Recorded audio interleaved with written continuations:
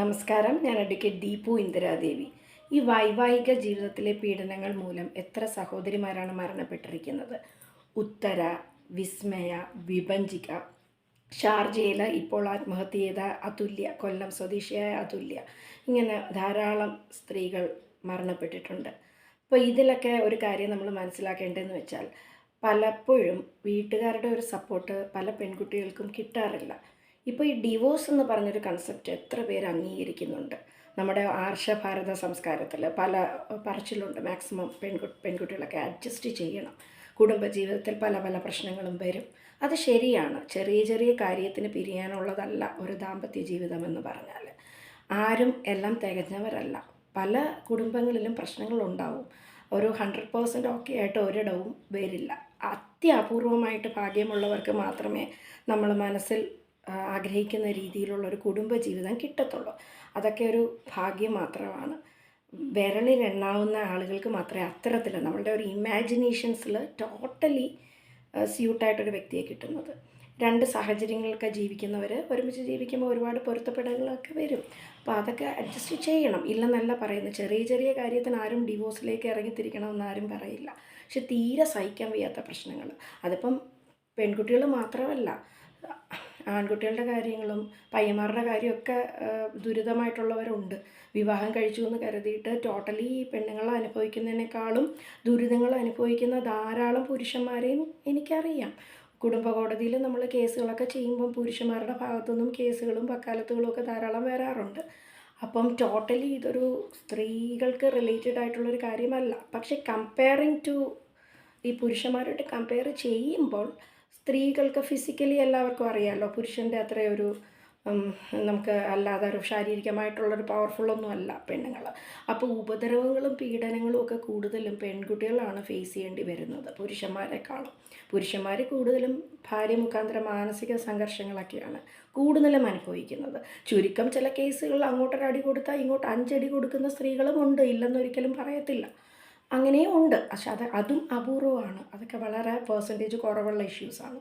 അപ്പോൾ ഇത്തരത്തിൽ എന്തെങ്കിലും സഹിക്കാൻ പറ്റാത്ത സ്ത്രീധനത്തെ ചൊല്ലിയോ, അല്ലെങ്കിൽ ഇത്രയും രൂപ വീട്ടിൽ നിന്ന് മേടിച്ചുകൊണ്ട് വരണം, അല്ലെങ്കിൽ സ്വർണ്ണം മൊത്തം എടുത്ത് തരണം, ഇത് കൊടുത്തില്ലെങ്കിൽ പീഡിപ്പിക്കുന്നു, അല്ലാതെ മറ്റെന്തെങ്കിലും സൈക്കോ ലെവലിലുള്ള ഹസ്ബൻഡാണ്, അയാളുടെ ഇപ്പം എന്തെങ്കിലും മയക്കുമരുന്നിന് അടിമയാണ്, അത്തരത്തിലുള്ള എന്തെങ്കിലും, അല്ലെങ്കിൽ ഡിപ്രഷൻ, അല്ലെങ്കിൽ മറ്റെന്തെങ്കിലും പേഴ്സണാലിറ്റി ഡിസോർഡേഴ്സ്, ഇത്തരത്തിലൊക്കെ ഉണ്ടാകുന്നു. സ്മോക്ക് ചെയ്യുന്നു, സിഗരറ്റ് കുറ്റി എടുത്തിട്ട് സ്കിന്നി വെക്കുന്നു, പൊള്ളിക്കുന്നു. അപ്പോൾ അങ്ങനെയൊക്കെ ഒരുപാട് പേര്, കുറേ സാഡിസം ഒക്കെ സാഡിസ്റ്റായിട്ടുള്ള ആളുകളൊക്കെ ഉണ്ട്. അപ്പോൾ അത്തരത്തിൽ തീരെ സഹിക്കാൻ വയ്യുന്നുണ്ടെങ്കിൽ ആ ഒരു ബന്ധം ആത്മഹത്യയേക്കാളും എത്രയോ ബെറ്ററാണ് ഒരു ഡിവോഴ്സിലേക്ക് പോകുന്നത്.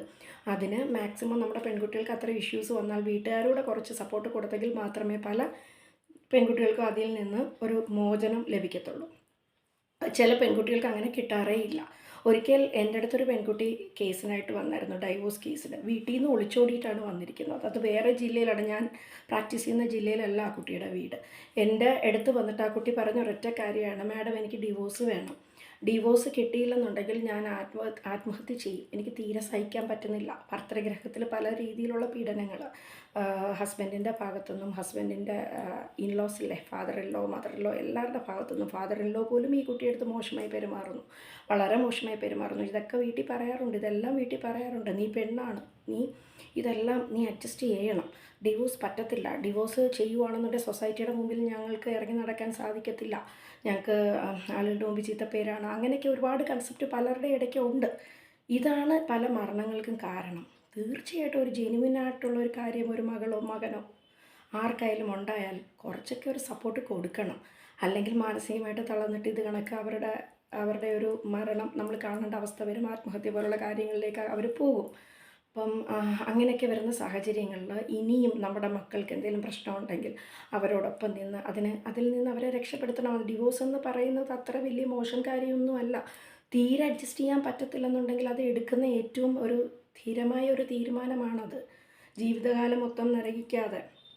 ഇതിന് ആദ്യം വേണ്ടത് പെൺകുട്ടികളെല്ലാം എക്കോണമിക്കലി സ്റ്റേബിൾ ആയിരിക്കണം. ഒരു ജോലി, വരുമാനം ഒക്കെ ഉണ്ടെന്നുണ്ടെങ്കിൽ കുറേയേറെയൊക്കെ നമുക്ക് മാനേജ് ചെയ്യാൻ പറ്റും.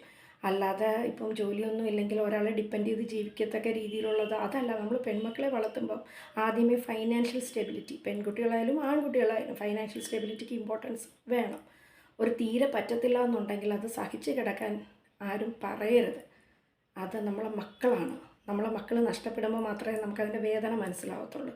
അതുകൊണ്ട് നമ്മളുടെ വീട്ടിലെ മകളെയൊക്കെ വിവാഹം കഴിച്ചു വിട്ടു, ആ കുട്ടി എന്തെങ്കിലും ഒരു ചെറിയ പ്രശ്നം വിളിച്ചു പറയുന്നു, എന്നെ എടീന്ന് വിളിച്ചു, അല്ല അമ്മായിമ്മ അങ്ങനെ പറഞ്ഞു, ചായ ഇട്ട് കൊണ്ടുവരാൻ പറഞ്ഞു, അങ്ങനെയുള്ള സില്ലി മാറ്റേഴ്സ് അല്ല ഞാൻ ഉദ്ദേശിക്കുന്നത്. സില്ലി മാറ്റേഴ്സിൻ്റെ പുറത്ത് ആരും അതിൻ്റെ പേരിൽ പോകണമെന്നും ഞങ്ങളാരും പറയത്തില്ല. അതിന് ഒരിക്കലും നമ്മളതിന് സപ്പോർട്ട് കൊടുക്കത്തുമില്ല.